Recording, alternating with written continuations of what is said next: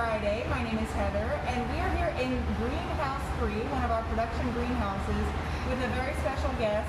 Her name is Kim, and she is our production horticulturist. So this, right now, winter is her busiest time, believe it or not, because she's responsible for growing a lot of our plants and making sure that they're all getting exactly what they need.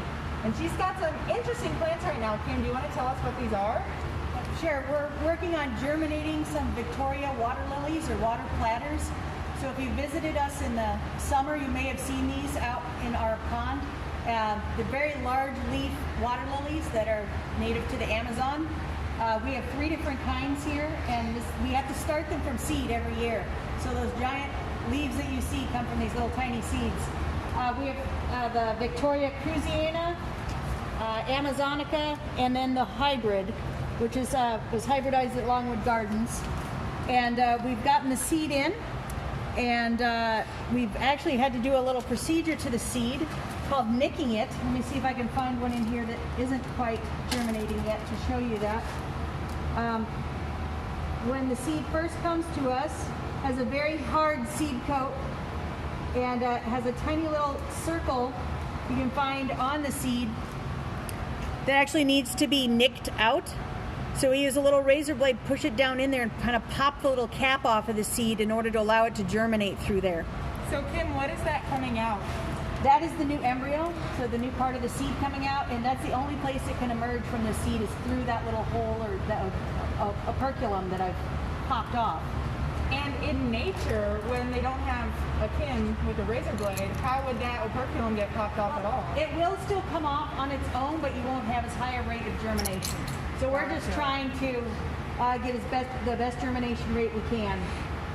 So then after we've nicked it and we've put it in the water, I just put them in these little baggies and float them in a aquarium of water. It's at 85 degrees until we see good germination on them. Here's one of our new little seedlings. So you can see it already has some roots and shoots growing on it. So now it's big enough to handle and time for us to transplant it into its first pot. I say that because we'll be doing this several times throughout the season as it continues to grow.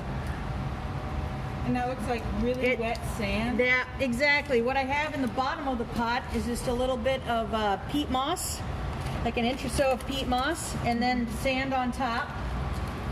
These seeds don't like being dry for any amount of time. That's why I put the pots in water first before I transplanted them.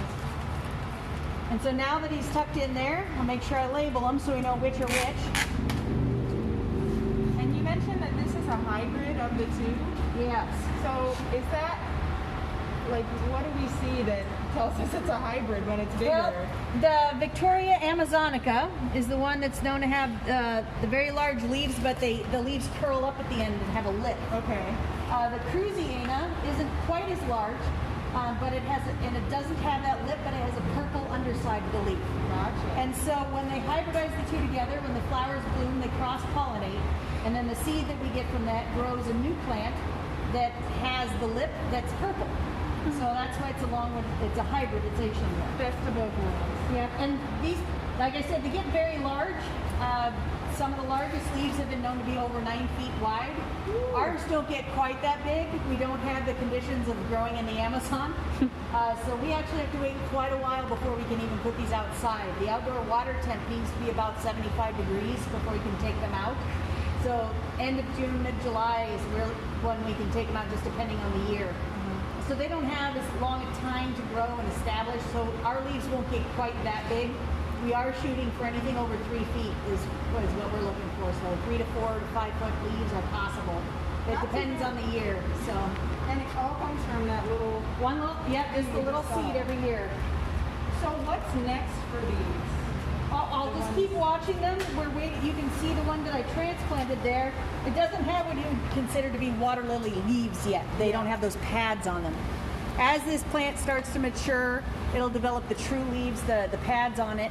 And when those pads start getting about 6 inches in diameter, that's when I'll bump it up again. Mm-hmm. Or when they start getting true leaves, I'll bump it up to another little larger container. Mm-hmm. And then from there it goes up again once they get about 6 inches. Ultimately, we just keep bumping up the size of the container. It's kind of like a goldfish. If you keep it in a small container, the leaves are going to stay smaller. So we want to keep increasing the size and increasing and keeping the temperature warm for it to keep growing until it's ready to go out. But then it's a little tricky. We have to wean it off of its luxury conditions in the greenhouse, make sure it's ready for summer in Iowa. And so we'll have to put them outside in their tubs first, kind of wean them into the full sunlight, and then put them in the pond. So that's quite a procedure to maneuver these giant containers full of sand, and at that point we'll have topsoil in them as well. Wow. Topsoil, sand, and water plant fertilizer. So we'll all go into the final containers that go into the pond. That's quite a journey from tiny just from these little seeds, yes, all the way to a big water lily. And remember to come and visit us when those warmer days come. I know it seems like it's an eternity away, but when you see those lilies, you'll know all of the care and the time that went into them. And you can say, thanks, Kim. All right, well, I'll say thanks, Kim, for joining us today for Plant Back Friday. And we'll see you this summer.